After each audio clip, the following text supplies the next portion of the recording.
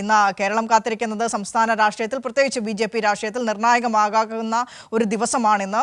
സംസ്ഥാന അധ്യക്ഷനായി രാജീവ് ചന്ദ്രശേഖർ എന്ന ടെക്നോക്രാറ്റിന്റെ ഒരു കോപ്പറേറ്റീവ് ഭീമന്റെ പേര് അത് ഇന്നലെ ബി.ജെ.പി. കോർ കമ്മിറ്റി യോഗത്തിൽ പ്രകാശ് ജാവദേക്കർ അവതരിപ്പിച്ചു കഴിഞ്ഞു.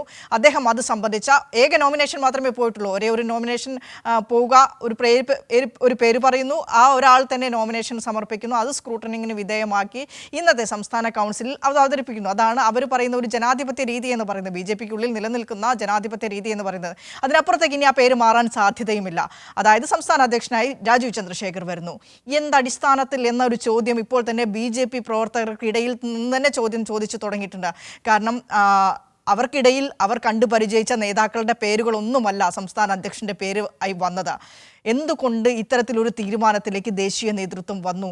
അത്തരത്തിൽ ഒരു പരീക്ഷണശാലയാക്കി മാറ്റാൻ കേരള ബി.ജെ.പിക്ക് കേരളത്തെ പറ്റുമോ? അതിനുള്ള ഒരു കണക്കുകൂട്ടലാണോ ബി.ജെ.പി. ദേശീയ നേതൃത്വം മുന്നോട്ട് വയ്ക്കുന്നത്? ഷീജ, രാജീവ് ചന്ദ്രശേഖരനെ സംസ്ഥാന അധ്യക്ഷ പദവിയിലേക്ക് കൊണ്ടുവരുമ്പോൾ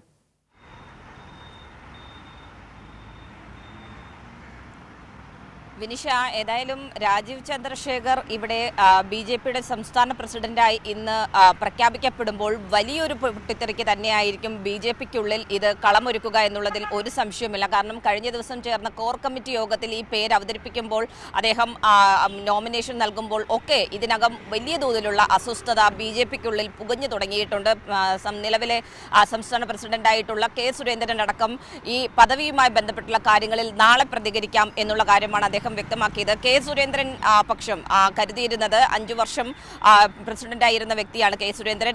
ഒരവസരം കൂടി തനിക്ക് ലഭിക്കും എന്നുള്ള വലിയ പ്രതീക്ഷയാണ് കെ സുരേന്ദ്രൻ ഉണ്ടായിരുന്നത്. അതോടൊപ്പം തന്നെ മറ്റു മുതിർന്ന നേതാക്കളും സംസ്ഥാന അധ്യക്ഷ പദവിക്ക് വേണ്ടി സ്വപ്നം കണ്ടിരുന്നു. അതിനു വേണ്ടിയിട്ടുള്ള നീക്കങ്ങൾ ആരംഭിച്ചിരുന്നു.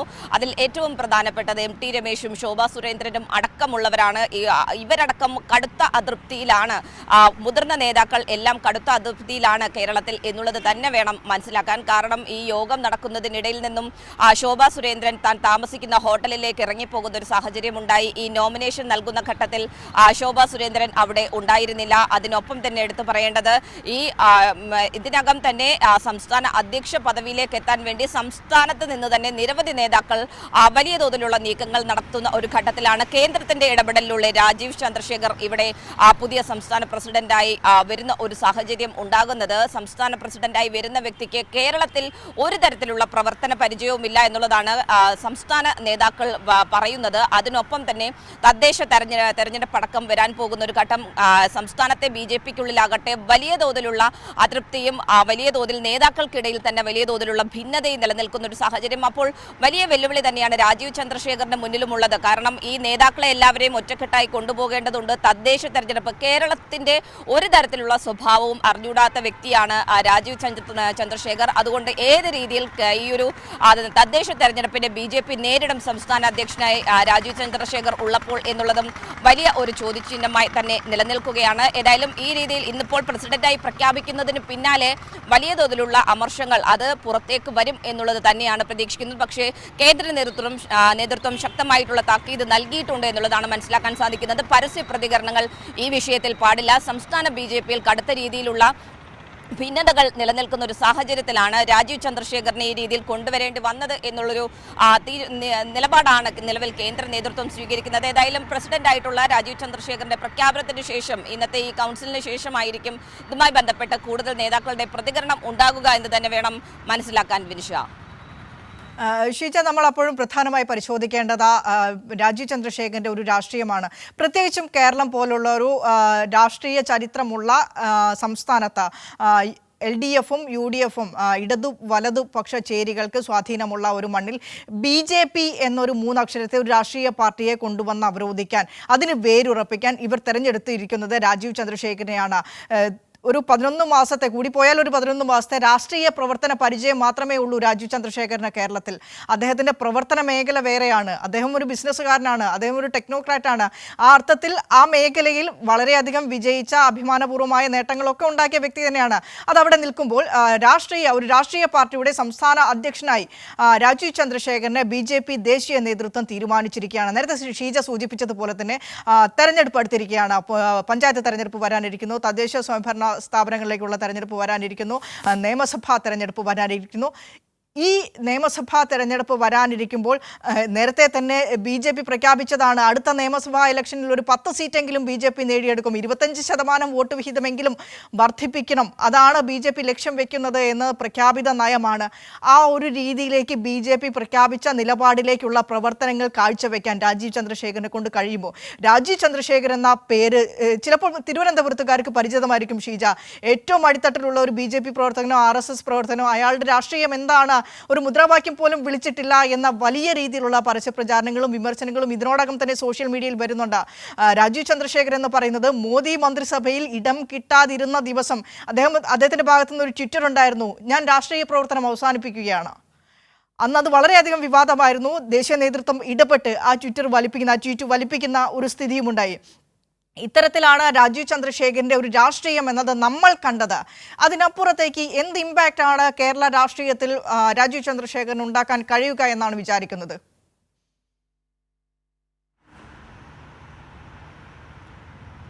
വിനിഷ, ഏതായാലും വിനിഷ സൂചിപ്പിച്ചതുപോലെയാണ് കേവലം ഇവിടെ തിരുവനന്തപുരത്ത് ഈ ലോക്സഭാ തെരഞ്ഞെടുപ്പുമായി പ്രവർത്തിച്ചതൊഴിച്ചാൽ സംസ്ഥാന രാഷ്ട്രീയത്തിൽ ഒരു തരത്തിലുള്ള പ്രവർത്തനവും നടത്താത്ത വ്യക്തിയാണ് രാജീവ് ചന്ദ്രശേഖർ എന്ന് പറയുന്നത്. അതുകൊണ്ട് തന്നെ ഏത് രീതിയിൽ സംസ്ഥാനത്തെ BJPയെ കൈപ്പിടിയിൽ ഒതുക്കാൻ സാധിക്കും എന്നുള്ളത് വലിയൊരു വെല്ലുവിളി തന്നെയാണ് രാജീവ് ചന്ദ്രശേഖറിനെ സംബന്ധിച്ചിടത്തോളം. കാരണം രാജീവ് ചന്ദ്രശേഖർ ഏതായാലും ഈ സംസ്ഥാന അധ്യക്ഷ പദവിയിലേക്ക് എത്തുന്നത് സംസ്ഥാനത്തെ ഇടപെടൽ കൊണ്ടല്ല, കേന്ദ്രവുമായിട്ടുള്ള ഇടപെടൽ കൊണ്ടാണ് എന്നുള്ളത് ഇതിനകം വ്യക്തമാണ്. കാരണം ആ രീതിയിലാണ് രാജീവ് ചന്ദ്രശേഖറിന്റെ നീക്കങ്ങൾ ഇവിടെ ഉണ്ടായിട്ടുള്ളത്. ഏറ്റവും പ്രധാനപ്പെട്ട കാര്യം, രാജീവ് ചന്ദ്രശേഖർ ഇവിടെ മത്സരിക്കുന്നു, തോൽക്കുന്നു, അതിന് പിന്നാലെ കേന്ദ്ര മന്ത്രിസഭയിൽ ഒരു സ്ഥാനം രാജീവ് ചന്ദ്രശേഖർ പ്രതീക്ഷിച്ചിരുന്നു. പക്ഷേ അതുണ്ടാകാത്ത സാഹചര്യത്തിലാണ് താൻ പൊതുപ്രവർത്തനം അവസാനിപ്പിക്കുന്നു എന്ന തരത്തിലേക്ക് ഒരു തീരുമാനത്തിലേക്ക് അടക്കം എത്തിയത്. പക്ഷേ അത് കേന്ദ്ര നേതൃത്വം ഇടപെട്ടുകൊണ്ട് അത് പിൻവലിപ്പിക്കുന്ന ഒരു സാഹചര്യം ഉണ്ടാകുന്നു. അതിനുശേഷമാണ് കേരളത്തിന്റെ BJPയുടെ ചുമതലയുള്ള വ്യക്തിയാക്കി മാറ്റുന്നത്. പക്ഷേ അപ്പോഴും രാജീവ് ചന്ദ്രശേഖർ ഇവിടെ കാര്യമായ രീതിയിലുള്ള ഇടപെടലുകളൊന്നും നടത്തിയിട്ടില്ല. പക്ഷേ ഈ കഴിഞ്ഞ കുറച്ച് മാസങ്ങളായിട്ടാണ് തിരുവനന്തപുരം കേന്ദ്രീകരിച്ചുകൊണ്ട് തിരുവനന്തപുരത്ത് എത്തുന്നു, ഇവിടെ താമസിക്കാനായി 2 ഫ്ളാറ്റുകൾ എടുക്കുന്നു, അതിന് തൊട്ടു പിന്നാലെ ഇവിടുത്തെ ക്ഷേത്രങ്ങളുടെ പരിപാടിയിൽ പങ്കെടുക്കുന്നു. അങ്ങനെ ഒരു പൊടുന്നനെയുള്ള ഒരു നീക്കമായിരുന്നു രാജീവ് ചന്ദ്രശേഖറിന്റെ ഭാഗത്ത് നിന്നും ഉണ്ടായിട്ടുള്ളത്. അത് രാജീവ് ചന്ദ്രശേഖർ മുന്നോട്ട് പോകുന്നത് കേന്ദ്രം തനിക്കൊപ്പം ഉണ്ട് എന്നുള്ളൊരു വിശ്വാസം അതിന്റെ പുറത്ത് തന്നെയാണ്. കാരണം സംസ്ഥാനത്ത് നിന്നും ഒരു തരത്തിലുള്ള പിന്തുണയും സംസ്ഥാന BJPയിൽ നിന്ന് തനിക്ക് ലഭിക്കുകയില്ല എന്നുള്ള കാര്യം രാജീവ് ചന്ദ്രശേഖറിന് വ്യക്തമായിട്ട് അറിയാം. കാരണം ഇവിടെ സംസ്ഥാനത്ത് എന്നതിനപ്പുറത്തേക്ക് BJPയിൽ തന്നെ പ്രവർത്തന പരിചയം രാജീവ് ചന്ദ്രശേഖറിനില്ല. മറിച്ച് ഈ പറയുന്നത് പോലെ ഒരു ബിസിനസ്സുകാരൻ എന്നതിനപ്പുറത്തേക്ക് രാഷ്ട്രീയത്തിൽ ഇടപെടുകയോ അത്തരത്തിൽ പൊതുപ്രവർത്തനത്തിൽ നിരന്തരം നിലനിൽക്കുകയോ ഉണ്ടായിരുന്ന ഒരു വ്യക്തിയല്ല രാജീവ് ചന്ദ്രശേഖർ. അതുകൊണ്ട് തന്നെ വലിയ വെല്ലുവിളികൾ തന്നെയാണ് രാജീവ് ചന്ദ്രശേഖറിനെ കാത്തിരിക്കുന്നത്. അതിൽ ഏറ്റവും പ്രധാനപ്പെട്ട കാര്യം ഇവിടുത്തെ നേതാക്കളെ ഒരുമിപ്പിച്ച് മുന്നോട്ട് കൊണ്ടുപോകുക എന്നുള്ളത് തന്നെയാണ്, പ്രത്യേകിച്ച് ഈ ഒരു തെരഞ്ഞെടുപ്പൊക്കെ അടുത്തിരിക്കുന്ന ഒരു ഘട്ടത്തിൽ. വിനിഷ, ഷീജ, നമ്മൾ ഈ സംസാരിക്കുന്ന സമയത്ത് സ്ക്രീനിൽ കാണിച്ചുകൊണ്ടിരിക്കുന്നുണ്ട് ശോഭാ സുരേന്ദ്രനെ, MT രമേശിനെ, K സുരേന്ദ്രനെ, കുമ്മനം രാജശേഖരനെ, AN രാധാകൃഷ്ണനെ, അത്തരത്തിലുള്ള സംസ്ഥാന നേതാക്കളൊക്കെ നിരന്നു നിൽക്കുന്ന ഒരു നിരയുണ്ട്. അവരൊക്കെയും കുപ്പായം തയ്ച്ചു വെച്ചിരുന്നു സംസ്ഥാന അധ്യക്ഷ പദവിയിലേക്ക്. ഏറ്റവും അവസാനം ഇന്നലെ പ്രകാശ് ജാവദേക്കർ കോർ കമ്മിറ്റിയിൽ രാജീവ് ചന്ദ്രശേഖർ എന്നൊരു പേര് പറയുന്നതിന് തൊട്ട് മുൻപ് വരെ V മുരളീധരൻ അടക്കം കൈരളി ന്യൂസിനോട് പ്രതികരിച്ചത്, ഞാൻ ജോർദാനിലേക്ക് പോകും മുൻപ് നോമിനേഷൻ കൊടുത്തിട്ടാകും പോവുക, തമാശ രൂപേണ ാണ് അദ്ദേഹം പറഞ്ഞു വെക്കുന്നതെങ്കിൽ കൂടിയും അത്തരത്തിലൊരു ആഗ്രഹം സംസ്ഥാന BJP നേതാക്കളുടെ ഭാഗത്തുണ്ടായിരുന്നു. K സുരേന്ദ്രൻ തന്നെ വീണ്ടും തുടരും, 5 വർഷക്കാലം കൂടി ഇനി K സുരേന്ദ്രൻ തന്നെ തുടരും എന്ന ഒരു ആഗ്രഹവും ആവശ്യവും ഒരു വിഭാഗം BJP പ്രവർത്തകരുടെ അടുത്ത് ഉണ്ടായിരുന്നു. ശോഭാ സുരേന്ദ്രൻ കഴിഞ്ഞ കുറേ ദിവസങ്ങളായി, കഴിഞ്ഞ കുറേ കാലങ്ങളായി അവർ ഇതിനു വേണ്ടി തയ്യാറെടുത്തുകൊണ്ടിരിക്കുകയായിരുന്നു, സംസ്ഥാന അധ്യക്ഷ പദവിയിലേക്ക് എത്താൻ വേണ്ടി തയ്യാറെടുത്തുകൊണ്ടിരിക്കുകയായിരുന്നു. K സുരേന്ദ്രന്റെ കാര്യം എടുത്തു കഴിഞ്ഞാൽ തന്നെ K സുരേന്ദ്രൻ അധ്യക്ഷനായതിനു ശേഷമാണ് കേരളത്തിൽ വോട്ട് വിഹിതം വർദ്ധിക്കുന്നത്. കഴിഞ്ഞ ഉപതെരഞ്ഞെടുപ്പുകളൊക്കെ നമ്മൾ കണ്ടതാണ് ഏത് രീതിയിലാണ് BJPയുടെ വോട്ട് ഷെയർ വർദ്ധിച്ചു വന്നതെന്ന്. അപ്പോൾ അത്തരത്തിൽ K സുരേന്ദ്രന്റെ സംസ്ഥാനത്ത് നടത്തിയ പ്രവർത്തനങ്ങൾ തൃപ്തരല്ലേ ദേശീയ നേതൃത്വം? അതുകൊണ്ടാണോ K സുരേന്ദ്രനെ പൊടുന്നനെ മാറ്റുന്നത്? മറ്റൊരു കാര്യം കൂടി അതിനിടയിൽ ചർച്ച ചെയ്യണം. കാരണം BJPയുടെ വോട്ട് ഷെയർ വർദ്ധിച്ചത് കോൺഗ്രസിന്റെ വോട്ടുകൾ വാങ്ങിയിട്ടാണ്. ഈ കോൺഗ്രസിന്റെ വോട്ടുകൾ പണം കൊടുത്ത് വാങ്ങാം, അതിന് രാജീവ് ചന്ദ്രശേഖരന്റെ പണം കൊണ്ട് കഴിയും എന്നുള്ളൊരു കണക്കുകൂട്ടൽ കൂടി ഉണ്ടാകുമോ ഇതിന് പിറകിൽ?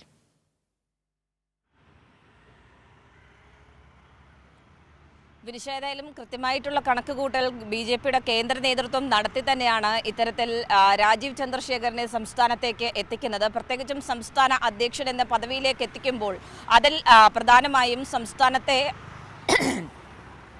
സംസ്ഥാനത്തെ രാഷ്ട്രീയത്തിൽ ഏത് രീതിയിലുള്ള മാറ്റങ്ങൾ BJP-യിൽ കൊണ്ടുവരാം എന്നുള്ളത് കേന്ദ്ര നേതൃത്വം ഇതിനകം തന്നെ രാജീവ് ചന്ദ്രശേഖറുമായി സംസാരിച്ചിട്ടുണ്ട് എന്നുള്ളതാണ് മനസ്സിലാക്കാൻ സാധിക്കുന്നത്. അതിൽ ഏറ്റവും പ്രധാനം ഈ തെരഞ്ഞെടുപ്പ് തന്നെയാണ്. തെരഞ്ഞെടുപ്പിൽ നമുക്കറിയാം ഇതിനകം തന്നെ പലയിടങ്ങളിലും തദ്ദേശ ഉപതെരഞ്ഞെടുപ്പിലടക്കം കണ്ടതാണ് BJP-യുടെ വോട്ട് വിഹിതം വർദ്ധിക്കുന്ന ഇടങ്ങളിലൊക്കെ കോൺഗ്രസിന്റെ വോട്ട് വിഹിതം കുറയുന്ന ഒരു സാഹചര്യം ഉണ്ടായിട്ടുണ്ട്.